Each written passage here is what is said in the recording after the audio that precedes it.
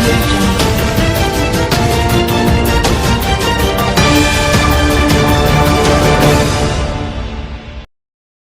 नमस्कार, आप देख रहे हैं नजर टीवी। बढ़ते हैं आज के खबरों के सिलसिले की ओर। Delhi one time settlement scheme को लेकर गर्म हुई सियासत। आपने किया आंदोलन का ऐलान। सिविक सेंटर में हुई मीटिंग में दिल्ली सरकार की मंत्री आतिशी ने कहा है कि आज के वक्त में दिल्ली के अंदर बढ़े हुए पानी के अनाप शनाप बिल दिल्ली के लोगों के लिए सबसे ज्वलंत मुद्दा है। आप चाहे किसी एमएलए ऑफिस जाइए, चाहे आरडब्ल्यू से बात कीजिए, चाहे किसी मंत्री के ऑफिस में जाइए, रोज सैकड़ों लोग अपने पानी के बिल की समस्या को लेकर वहां पहुंच रहे हैं। दिल्ली में पानी के बढ़े हुए बिलों की परेशानी से निजात दिलाने के लिए केजरीवाल सरकार ने वन टाइम सेटलमेंट स्कीम का ऐलान किया था। हालांकि आम आदमी पार्टी की सरकार में मंत्री सौरभ भारद्वाज ने आरोप लगाया था कि वन टाइम सेटलमेंट पर अफसरों के द्वारा रोक लगा दी है और उपराज्यपाल के हस्तक्षेप के चलते दिल्ली सरकार के अधिकारियों ने इस स्कीम को लागू करने से इनकार कर दिया है। अब आपने पूरी दिल्ली में आंदोलन करने का ऐलान किया है। इसी सिलसिले में पार्टी ने रविवार को सिविक सेंटर में अहम बैठक बुलाई।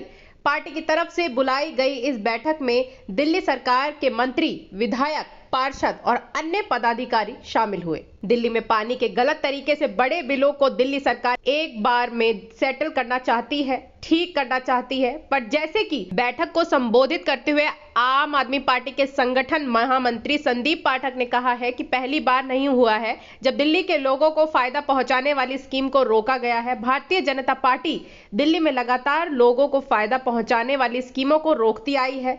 बीजेपी दिल्ली वासियों के कामों को रोककर आम आदमी पार्टी को बदनाम करना चाहती है और लगातार तरह तरह के षड्यंत्र रचती रहती है। बैठक को संबोधित करते हुए दिल्ली सरकार में मंत्री सौरभ भारद्वाज ने कहा है कि 2023 के जून के महीने में दिल्ली जल बोर्ड ने एक वैज्ञानिक तरीके से computerised one time settlement scheme बनाई थी, जिसमें पुराने बढ़े हुए बिलों को एक बार में सेटलमेंट करने का एक फॉर्मूला तैयार किया गया था। करीब 10.5 लाख कंज्यूमर जिनके बिलों पर कुछ ना कुछ विवाद है, उन्होंने अपने बिलों का भुगतान नहीं किया था। उनके पानी की खपत के असली बिलों को निकालकर बिल जनरेट करने का प्रावधान रखा गया था। द राइज के बाद पुष्पा 2 ही नहीं, पुष्पा 3 भी आएगी। एक्शन और कहानी का लेवल होगा 4 गुना ज्यादा। अल्लू अर्जुन और रश्मिका मंदाना की पुष्पा द राइज बहुत बड़ी हिट थी। उसके बाद इसका दूसरा पार्ट पुष्पा 2 द रूल आने को तैयार है। इस बीच एक्टर अल्लू अर्जुन ने खुलासा किया है कि सिर्फ पार्ट 2 ही नहीं बल्कि पुष्पा 3 भी आएगी। इस पुष्पा 2 द रूल 15 अगस्त को रिलीज होगी।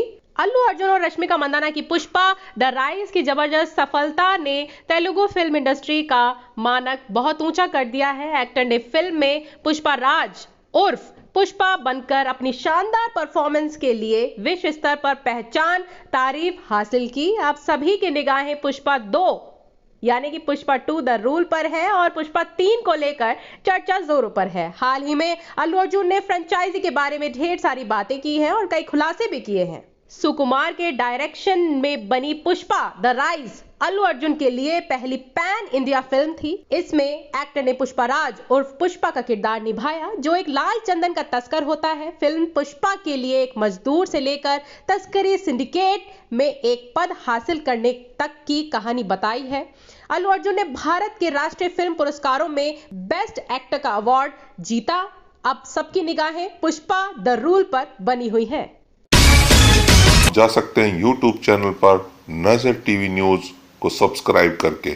आप जल्द सब्सक्राइब करें और रोजाना नजर टीवी न्यूज YouTube चैनल पर न्यूज देखें, जिससे आपका ज्ञान वर्धन ही होगा, साथ ही देश विदेश की खबरें भी आप पाएंगे।